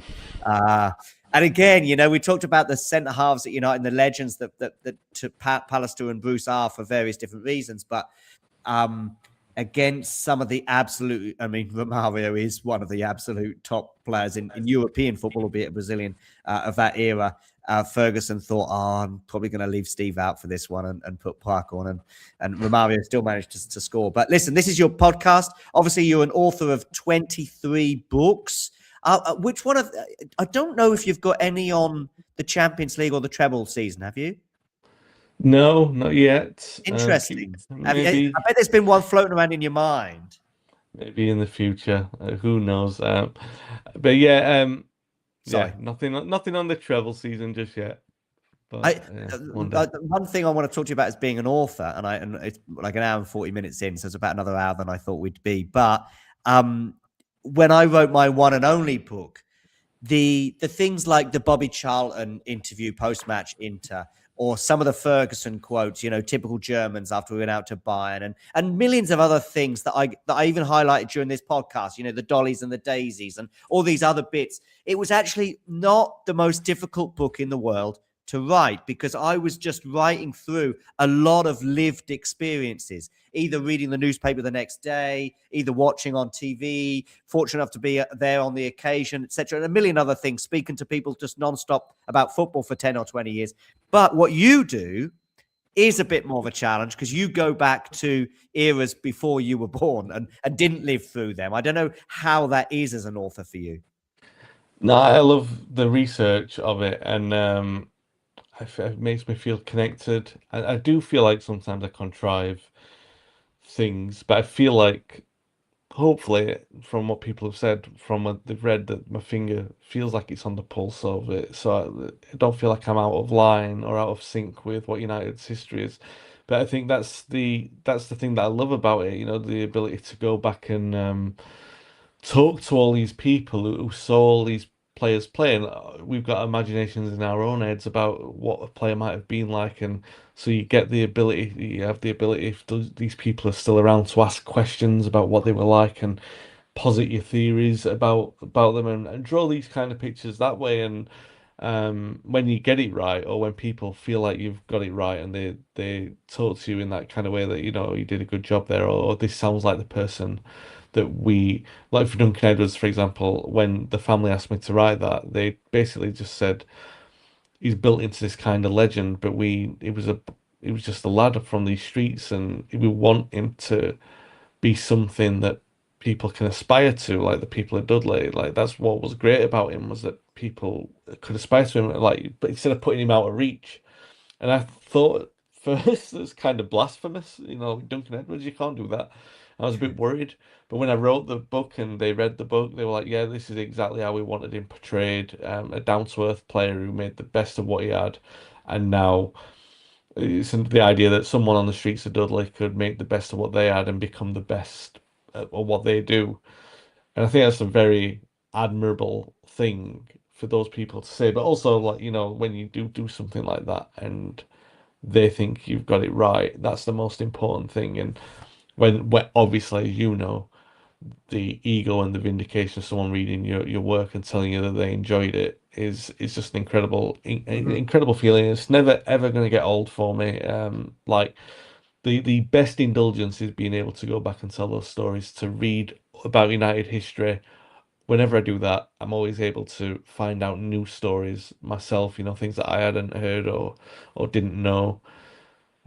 So that's the joy as a fan, that you can discover those things along the way, and it just deepens your connection. And I love writing. I'm never going to stop doing that. So it's the outlet for that. So, and yeah, I'm sure you've got another book in you as well, John. Oh, I'm sure I have. I found the one I wrote, because it was kind of, your first album. So it was probably 10 years in the making. And I of course, it's a challenge, and you're anxious and all the rest of it. But it was a lot through lived experiences. It wasn't an ego trip or anything like that, but it was just, I didn't need to do too much research in just Yeah. just to remind myself, did Bobby Charlton really say that? Yes, he did. Did this really happen in this match? Yes, it did. There was one moment I could have easily misremembered, which was actually maybe Gary Pallister's debut wasn't quite as bad as I always thought it was, partly because I'd probably just read about it and I knew, and I hadn't seen the match because it was on a midweek. It was a home match at Norwich. I think we lost 2-1 from memory. It might have been 2-0. But he'd obviously anyway. But I spoke to a couple of other authors and big United fans as well who'd said, actually, just be careful with this Pallister one, because it might not be quite as in, like, it wasn't quite as bad. I don't think he was responsible for both goals, etc., etc. But listen, going off at another tangent. Full speed ahead, Barcelona. It was. This was 27 years ago today. Huge thanks for joining me, Wayne. No problem. Thank you for your time. Check out Wayne on social media, and of course, any one of the 23 books that he has written or the one that I have written. But anyway, big thanks for joining me, and make sure you hit the like button, subscribe if you're new, and we'll have some more of these episodes to come in the future. Thank you very much.